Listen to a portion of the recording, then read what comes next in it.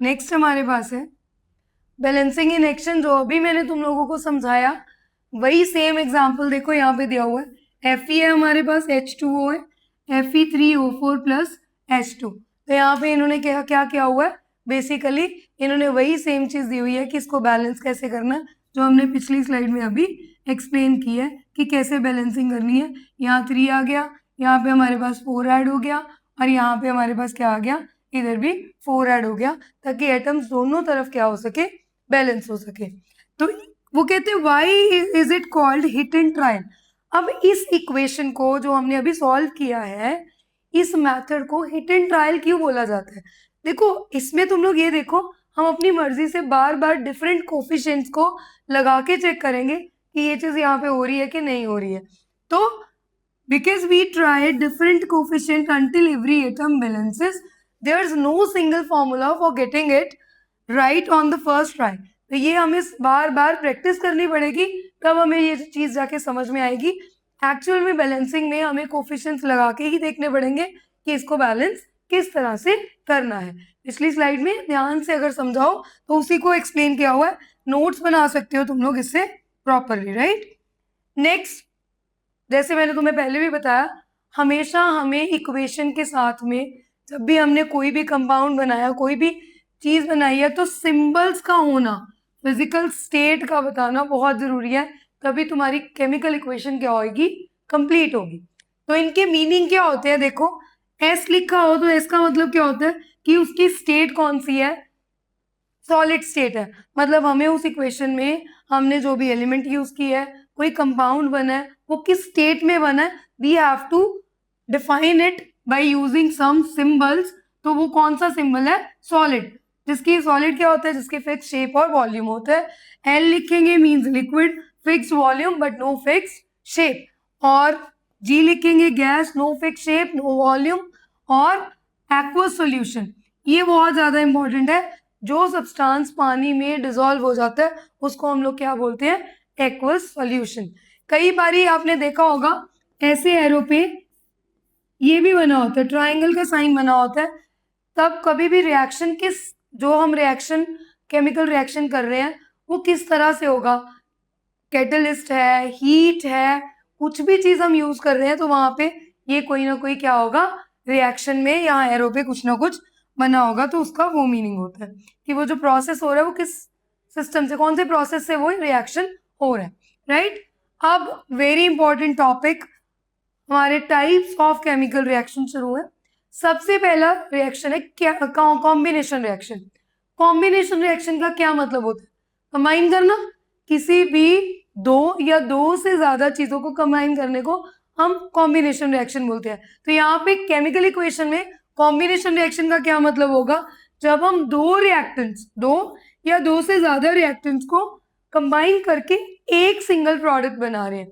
For example a plus b equals to, मतलब it gives a b. Product हमारे पास क्या हो गया, दोनों का प्रोडक्ट बनके एक सिंगल प्रोडक्ट बन गया, राइट। तो इसका मेनली जो है ऑलवेज फॉर्म्स वन प्रोडक्ट। और जो कॉम्बिनेशन रिएक्शन होते हैं वो ज्यादातर एक्सोथर्मिक होते हैं। मैंने पहले भी तुम्हें एक्सो और एंडो का बताया था, आगे भी इनकी डिटेल स्लाइड्स हैं, वो मैं एक्सप्लेन करूंगी एंडो एक्सो क्या होता है। तो ये एक्सोथर्मिक जो होता है वो क्या रिलीज करता है, ज्यादातर ये हीट रिलीज करते हैं। चलो इसका एग्जाम्पल देखते हैं। ये क्या लिखा हुआ है, CaO, calcium oxide plus water. अब ये कैल्शियम ऑक्साइड को हम और क्या बोलते हैं, क्विकलाइम। क्या बोलते हैं, क्विकलाइम प्लस वाटर। हमारे पास क्या चीज बन गई है, इस चीज को बोलते हैं स्लेक्ड लाइम। प्लस हमारे पास क्या निकली, हीट। तो हीट रिलीज हुई, देखो दो चीजों को रिएक्ट किया तो हमने दो चीजें ली थी, हमारे पास एक क्या बन गया, प्रोडक्ट बन गया।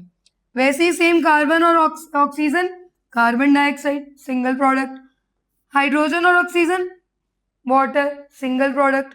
तो जब भी हम दो या दो से ज्यादा रिएक्शन को कंबाइन करते हैं तो हमारे पास क्या बनता है, एक प्रोडक्ट बनता है, सिंगल प्रोडक्ट फॉर्म होता है। और ये ज्यादातर एक्सोथर्मिक होते हैं। ये पेपर में क्वेश्चन आने के बहुत चांसेस होते हैं, वेरी इंपॉर्टेंट।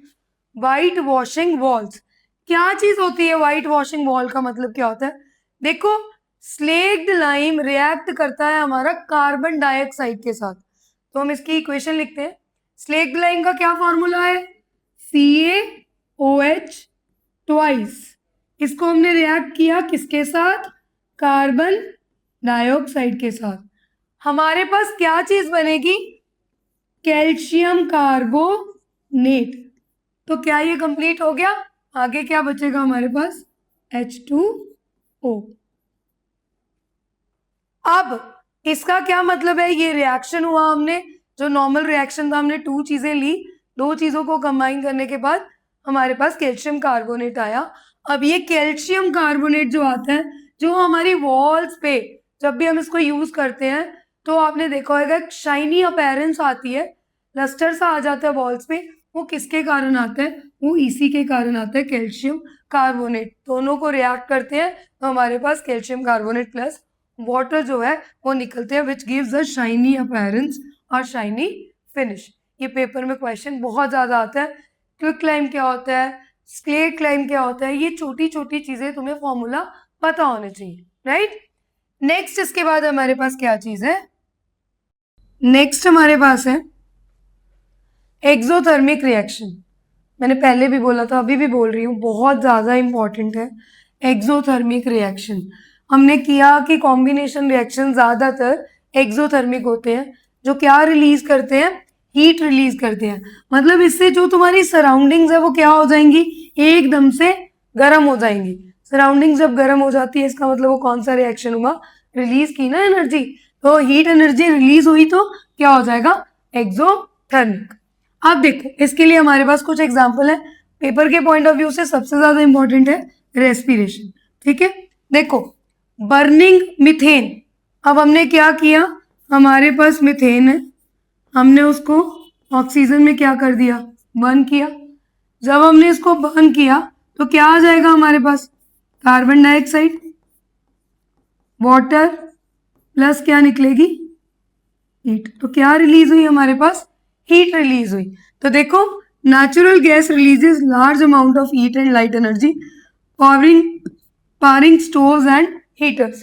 तो ज्यादातर किसी भी चीज को अगर हमें मिथेन को हम बर्न करते हैं तो हमारे पास कौन सी एनर्जी रिलीज हो रही है? Heat energy, right. नेक्स्ट है रेस्पिरेशन। क्वेश्चन आता है why respiration is called exothermic reaction. तो देखो जो हम फूड खाते हैं, ग्लूकोज मीन्स जो हम फूड खाते हैं, जब वो रिएक्ट होता है किसके साथ? ऑक्सीजन के साथ। तो ये देखो ये ग्लूकोज है हमारा और ये हमने रिएक्ट किया इसको ऑक्सीजन के साथ।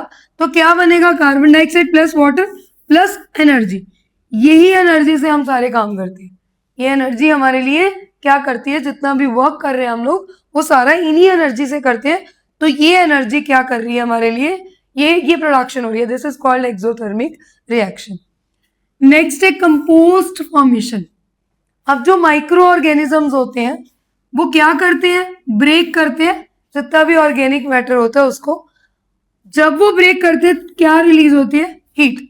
इसीलिए कंपोस्ट पाइल को तुम देखोगे वो कौन सी क्या होती है? गर्म होती है। और ये किसका साइन है? एक्सोथर्मिक डिकम्पोजिशन का। So these are the example of exothermic reaction जो पेपर में आने के चांसेस होते हैं। नेक्स्ट हमारे पास क्या चीज है? हमने पहला रिएक्शन क्या किया था? Combination reaction. अब कौन सा कर रहे हैं? डीकम्पोजिशन। अब देखो क्या फर्क है उसमें।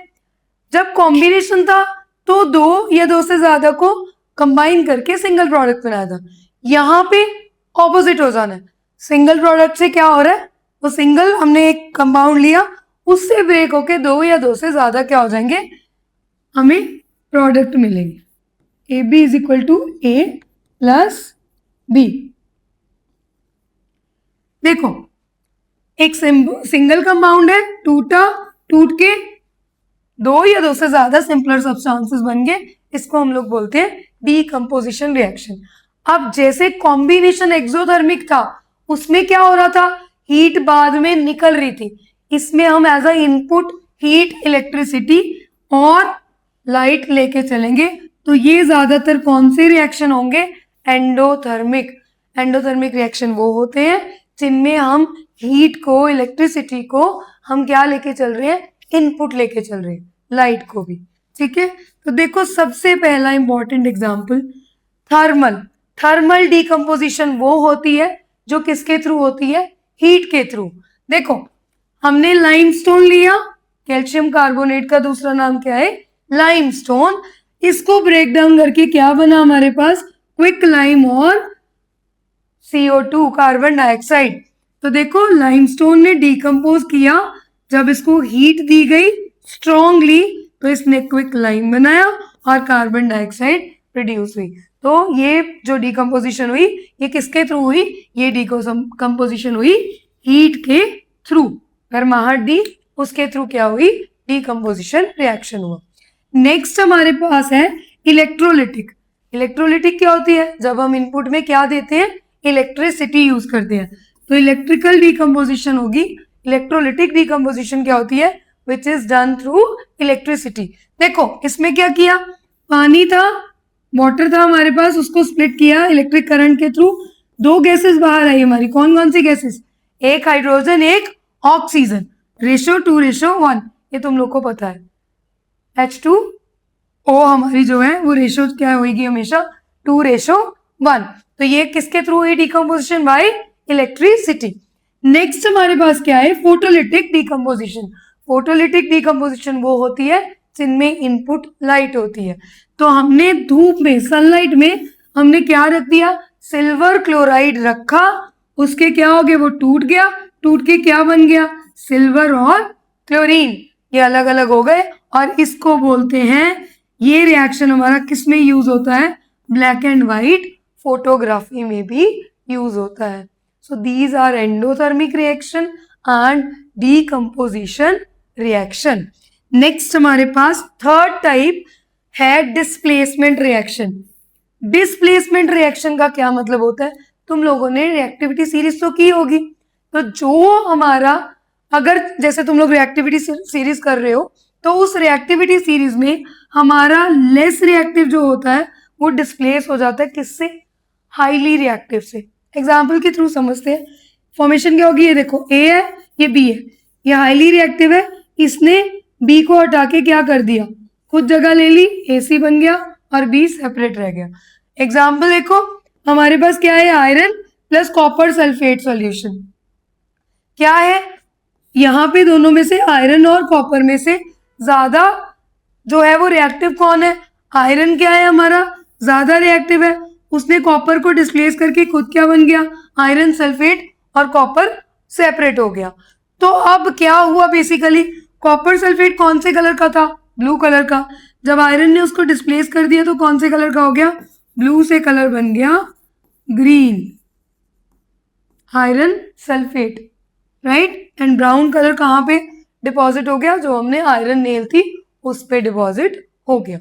ये था हमारा displacement reaction. Double displacement, fourth type इसकी, डबल डिस्प्लेसमेंट रिएक्शन। अब इसमें क्या होता है? जो दो कंपाउंड होते हैं ये एक्सचेंज कर लेते हैं अपने आयंस को। अब आयंस को एक्सचेंज करके दो नए कंपाउंड बन जाते हैं। कैसे? एक AB एक CD है, A किसके साथ चला गया? D के साथ, और B किसके साथ चला गया? C के साथ। देखो हमारे पास क्या चीज है यहाँ पे? सोडियम सल्फेट, बेरियम क्लोराइड, दो अलग अलग कंपाउंड है हमारे पास। अब होगा क्या? सोडियम किसके साथ चला गया? क्लोराइड के साथ, और बेरियम किसके साथ आ गया? सल्फेट के साथ। तो barium sulphate forms white precipitate. What do you mean by precipitation? जब कोई चीज इनसॉल्युबल यानी गाढ़ी चीज नीचे रह जाती है, एक इनसॉल्युबल सॉलिड रह जाता है, उस रिएक्शन को हम बोलते हैं प्रेसिपिटेशन रिएक्शन। तो डबल डिस्प्लेसमेंट में कौन सा रिएक्शन बन रहा है हमारा? प्रेसिपिटेशन, क्योंकि बेरियम सल्फेट जो है वो क्या चीज है? व्हाइट प्रेसिपिटेट फॉर्म कर रहा है। प्रेसिपिटेट मतलब insoluble solid, right. I hope so clear होगा। चारों की चारों टाइप कॉम्बिनेशन में हम कंबाइन कर रहे हैं, डीकम्पोजिशन में हम उसको तोड़ रहे हैं सिंपलर सब्सटेंसेस में, डिस्प्लेसमेंट में हम उसको हाईली रिएक्टिव लेस रिएक्टिव को रिप्लेस कर रहे हैं, और डबल डिस्प्लेसमेंट में कंपाउंड अपने आयंस को एक्सचेंज कर रहे हैं। नेक्स्ट हमारे पास देखो क्या चीज आ रही है? Oxidation and reduction. अब देखो ऑक्सीडेशन और रिडक्शन ये फिफ्थ टाइप है। इसमें हमारे पास क्या चीज आ रही है? ऑक्सीडेशन का मतलब क्या होता है? जब भी तुम लोग ऑक्सीजन गेन कर रहे हो, और रिडक्शन में क्या कर रहे हैं, वही ऑक्सीजन को लूज कर रहे हो, लेकिन हमें साथ में हाइड्रोजन भी लेके चलना है। एक चीज पहले बता रही हूँ, यहाँ पे एक चीज लिखा हुआ है redox. What does it mean? जब दोनों चीजें साइमल्टेनियसली होती हैं, यानी कि रिडक्शन भी हो रही है, ऑक्सीडेशन भी हो रही है, उसको हम लोग क्या बोलते हैं? Redox reaction. मतलब oxidation and reduction happen at the same time. One substance gain oxygen, दूसरा उसी चीज को क्या कर रहा होता है? लूज कर रहा होता है। जैसे दो पार्टनर्स आपस में पार्सल एक्सचेंज करते हैं, एक ने चीज छोड़ दी, दूसरे ने गेन कर ली, तो वही सेम चीज, सेम रिएक्शन है, redox reaction. One by one देखते हैं ऑक्सीडेशन रिएक्शन होता क्या है। ऑक्सीडेशन रिएक्शन का मतलब क्या होता है? जब ऑक्सीजन गेन होती है, पहला पॉइंट, या लूज हो हाइड्रोजन, दोनों में से एक चीज हो रही है, और तभी लिखा हुआ है चाहे तो ऑक्सीजन गेन चाहे तो हाइड्रोजन लूज, उस रिएक्शन को हम क्या बोलेंगे? ऑक्सीडेशन।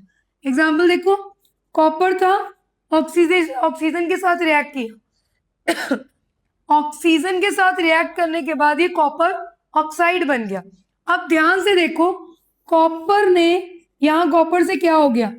कॉपर ऑक्साइड, यानी कि कॉपर ने क्या कर लिया?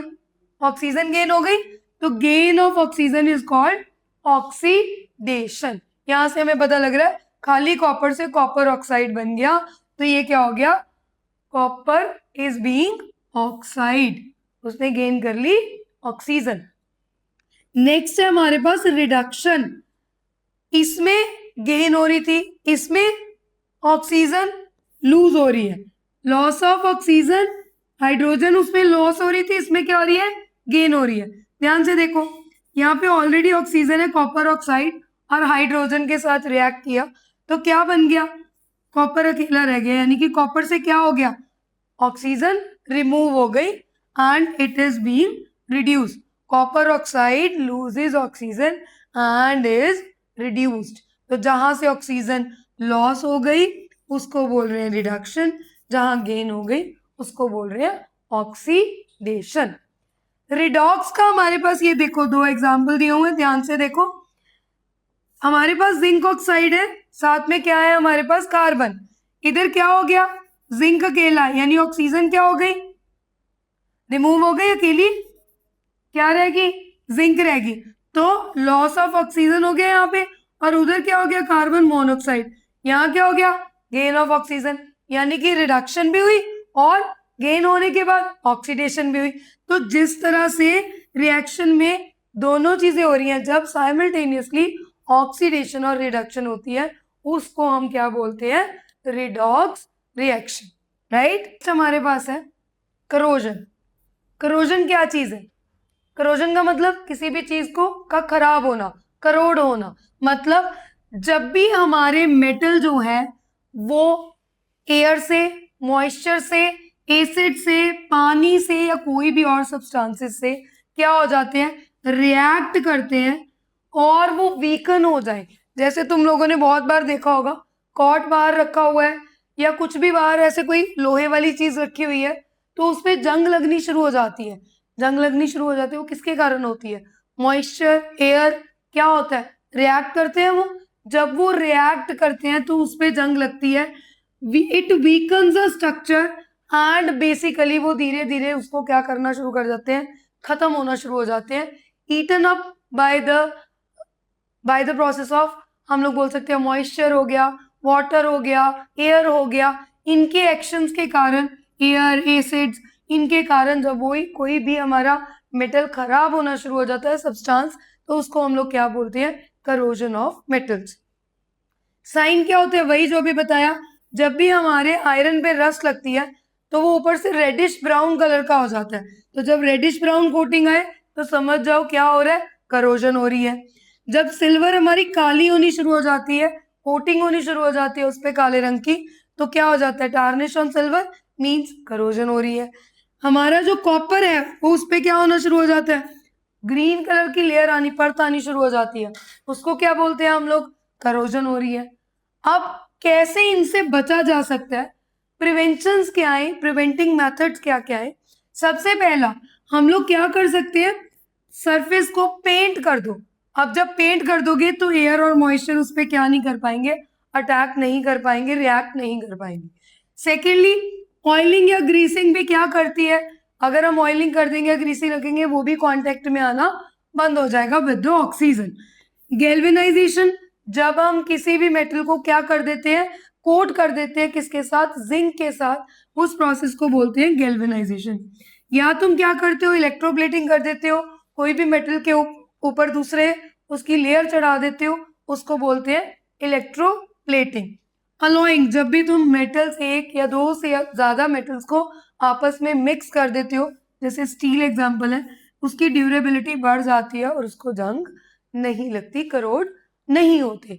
तो करोजन का मतलब यही है, जैसे यहाँ बहुत अच्छा देखो एग्जांपल दिया, नॉर्मल लोहे को क्या कलर आया हुआ है, रेडिश ब्राउन आया हुआ है, तो दिस इज कॉल्ड, क्या हो रहा है ये, रेडिश ब्राउन से ये करोजन हो रही है, रस्टिंग ऑफ आयरन। नेक्स्ट हमारे पास क्या चीज है, रेंसिडिटी। अब क्या होता है, तुम लोगों ने बहुत बार देखा होगा, हम लोग खाने को, अगर खाना बच जाता है हम उसको क्या करते हैं, रेफ्रिजरेटर में रख देते हैं। क्यों? क्योंकि अगर गर्मी में खाना ऐसे ही पड़ा रहा, उसमें से अनप्लेजेंट गंदी सी फूड में से स्मेल आनी शुरू हो जाती है। तो यहीं पे देखो ध्यान से, जब फैट्स और ऑयल ऑक्सीजन के साथ रिएक्ट कर जाते हैं, अनप्लेजेंट स्मेल और टेस्ट में उसके फर्क आ जाता है, और इसी को बोलते हैं रेंसिडिटी। जब हमारा फूड जो है वो खाने के लायक नहीं होता, अनसेफ टू ईट, और उसकी जो क्वालिटी है वो क्या हो जाती है, खराब हो जाती है, पुअर हो जाती है, स्पॉइल हो जाती है, उसको हम लोग बोलते हैं रेंसिडिटी। अब कैसे इससे बचा जा सकता है, क्या कर सकते हैं हम लोग, सबसे पहला, एयर टाइट कंटेनर्स में, अगर हम एयर टाइट कंटेनर्स में फूड को रख देंगे तो ऑक्सीजन का रिएक्शन ब्लॉक हो जाएगा उससे। इसीलिए कभी हम जैसे कोई बिस्किट्स वगैरह, या हम लोग कुछ भी, कोई नमकीन वगैरह कुछ भी खाते हैं, तो हम लोग हमेशा उसको एयर टाइट कंटेनर में रखते हैं, ताकि ऑक्सीजन के साथ उनका कांटेक्ट खत्म हो जाए और वो स्पॉइल ना हो जाए, ठीक है, उनका रिएक्शन कम हो जाए। फिर हम रेफ्रिजरेट कर देते हैं, जब भी टेम्परेचर लो हो जाता है तो वो केमिकल रिएक्शन को स्लो कर देता है, that causes fats to go rancid, extended shelf life, उनकी लाइफ बढ़ जाती है, उतनी जल्दी वो रिएक्ट नहीं करता और स्पॉइल नहीं होता। तीसरा, एंटीऑक्सीडेंट्स, अगर हम additives that react with oxygen before it can reach food, अगर हम एंटीऑक्सीडेंट्स जो हैं वो डाल दें, तो क्या करते हैं, एंटीऑक्सीडेंट से क्या हो जाता है, जो ऑक्सीजन फूड तक पहुंचनी है वो नहीं पहुंच पाती, और हमारे वो प्रोटेक्ट करता है ऑयल और फैट्स को इससे स्पॉइल होने से। नाइट्रोजन पैकिंग, जब भी हम चिप्स खाते हैं देखा होगा पैकेट फूला होता है, वो किससे फूला होता है, कौन सी गैस होती है उसमें, नाइट्रोजन। नाइट्रोजन हमारी वो गैस है जो इनर्ट होती है, और वो रिएक्ट होने से, ऑक्सीजन को रिएक्ट करने से क्या करती है, प्रिवेंट करती है, वो रिएक्ट नहीं कर पाते, एक्सचेंज हो जाते हैं, जिससे नाइट्रोजन इनर्ट गैसेज है, इनर्ट गैस होने के कारण वो प्रिवेंट करती है ऑक्सीजन को फूड तक पहुंचने से, और इसी करके हमारा फूड जो है, हमारे चिप्स वगैरह सारा कुछ बहुत ज़्यादा टाइम तक क्या रहते हैं, फ्रेश रहते हैं पैकेट के अंदर, क्योंकि इसमें कौन सी गैस होती है, नाइट्रोजन गैस होती है। इसी के कारण हमारा फूड रेंसिड होने से बच जाता है, राइट। नेक्स्ट हमारे पास क्या चीज़ है, फटाफट से की डिफरेंस देखते हैं। कॉम्बिनेशन और डीकम्पोजिशन में क्या रिएक्शन था, क्या डिफरेंसेस था, इसमें हम लोग सबसे पहले रिएक्टेंट्स में दो या दो से ज्यादा चीजें क्या कर रहे थे, ले रहे थे, कंबाइन होने के बाद एक बन रही थी। तो पहले दो चीजें ली, प्रोडक्ट में एक बनी, यहाँ पे एक ली, प्रोडक्ट में दो या दो से ज्यादा, ज्यादातर एक्सोथर्मिक, ज्यादातर एंडोथर्मिक। फिर हमारे पास दोनों चीजें थी, डिस्प्लेसमेंट और डबल डिस्प्लेसमेंट। इसमें हम वन एलिमेंट क्या कर रहा था, दूसरे के साथ रिप्लेस हो रहा था, और रिजल्ट में क्या आ रहा था, हमारे पास रिएक्टेंट्स क्या ले रहे थे, हम जब भी रिएक्ट कर रहे थे हम लोग क्या कर रहे थे, एक एलिमेंट लेते थे जैसे आयरन, और हमने इधर क्या ले लिया, एक कंपाउंड कॉपर सल्फेट, बाद में उसने रिएक्ट करके क्या बन दिया, कॉपर सल्फेट से क्या बन गया, आयरन सल्फेट, और कॉपर अलग हो गया। ऐसे ही हमने यहाँ पे क्या किया था, डबल डिस्प्लेसमेंट में हमने आयन्स एक्सचेंज किए थे, दो ही कंपाउंड लिए थे, सोडियम क्लोराइड, बेरियम सल्फेट, ये दोनों क्या कर दिए थे, एक्सचेंज हो गए थे, उसके बाद हमारे पास वो नई चीजें बन गई थी। ये रिएक्टिविटी सीरीज पे देखा जाता है, ये ज्यादातर कौन सा रिएक्ट करता है, प्रेसिपिटेशन रिएक्शन। ये हम लोग कर चुके हैं, फटाफट से एक क्विक रिवीजन थी। लास्ट में हमारे पास हमने क्या किया, हमने इस चैप्टर में एक तो आइडेंटिफाई करने सीखे क्या रिएक्टेंट्स क्या होते हैं, कौन से रिएक्शन है वो क्लासिफाई किए, एनर्जीज एंडोथर्मिक एक्सोथर्मिक उनके इफेक्ट्स ये सारा किया। दो तरह की चीजें की, ऑक्सीडेशन, ऑक्सीडेशन में gain of oxygen loss of hydrogen and reduction में loss of oxygen gain of hydrogen. और जब दोनों इकट्ठे होते हैं उस रिएक्शन को हम बोलते हैं redox reaction. This is all about this chapter. अगर तुम्हें फिर भी इस चैप्टर में कोई इक्वेशन में कोई भी डाउट आता है तो कभी भी कमेंट बॉक्स में पूछ सकते हो। तब तक क्या करना है, पढ़ाई करो, कॉन्फिडेंट रहो। Bye bye.